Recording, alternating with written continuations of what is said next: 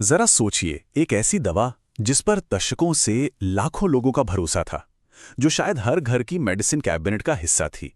और फिर एक दिन अचानक पता चलता है कि उसके अंदर एक बहुत बड़ा खतरा छिपा हुआ था। जी हां, आज हम बात करने वाले हैं ज़ैंटैक की और उसके पीछे की चौंकाने वाली कहानी की।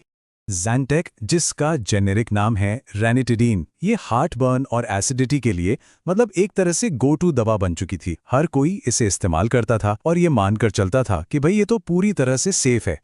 तो सवाल यह है कि आखिर ये इतनी भरोसेमंद थी क्यों? ये दवा काम कैसे करती थी?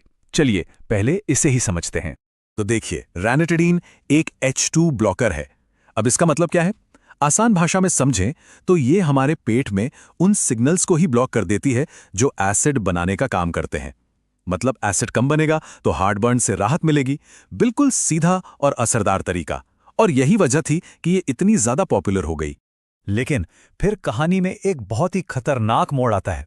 इस भरोसेमंद दवा के अंदर कुछ ऐसा मिला जिसकी किसी ने कल्पना भी नहीं की थी। और वो चीज़ थी NDMA, यानी एन नाइट्रोजोडाइमेथाइलामीन। अब यह है क्या? International agency for research on cancer इसे एक प्रोबेबल ह्यूमन कार्सिनोजन मानती है। मतलब एक ऐसा केमिकल जो इंसानों में कैंसर पैदा कर सकता है। वैसे ये कई इंडस्ट्रियल प्रोसेस में भी बनता है और कुछ खाने पीने की चीज़ों और पानी में भी बहुत ही कम मात्रा में मिल सकता है। स्क्रीन पर जो दिख रहा है यही है NDMA का केमिकल स्ट्रक्चर। बस इसी छोटे से मॉलिक्यूल ने पूरी फार्मा इंडस्ट्री में तहलका मचा दिया था। अब जरा इस नंबर पर ध्यान दीजिए और इसे याद रखिएगा, 0.96 नैनोग्राम। हेल्थ रेगुलेटर्स के मुताबिक एक दिन में बस इतना ही NDMA लेना सेफ माना जाता है। इससे जरा भी ज्यादा मतलब जोखिम। तो फिर सबसे बड़ा सवाल यही था कि आखिर ये कैंसर पैदा करने वाला केमिकल एक भरोसेमंद दवा में आया कैसे?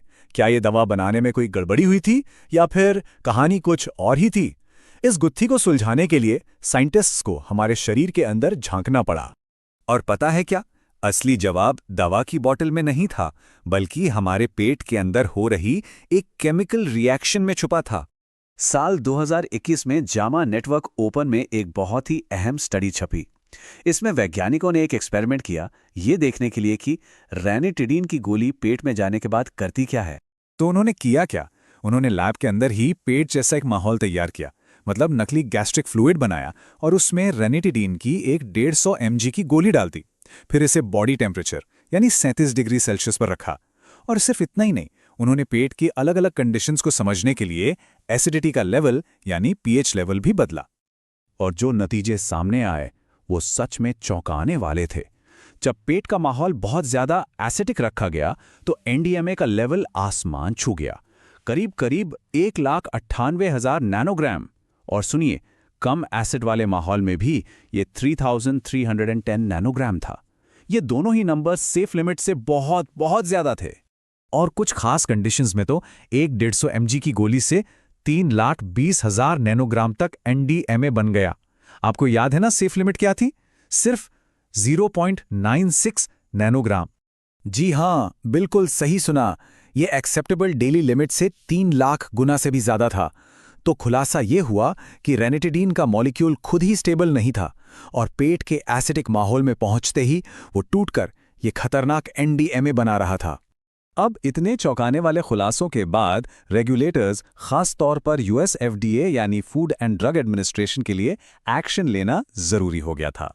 तो देखिए, FDA ने सबसे पहले सितंबर 2019 में एक अलर्ट जारी किया, लेकिन जैसे जैसे और सबूत मिलते गए 1 अप्रैल 2020 को उन्होंने एक बहुत बड़ा फैसला लिया और मार्केट से रैनिटिडीन के सभी प्रोडक्ट्स को तुरंत वापस लेने के लिए कह दिया।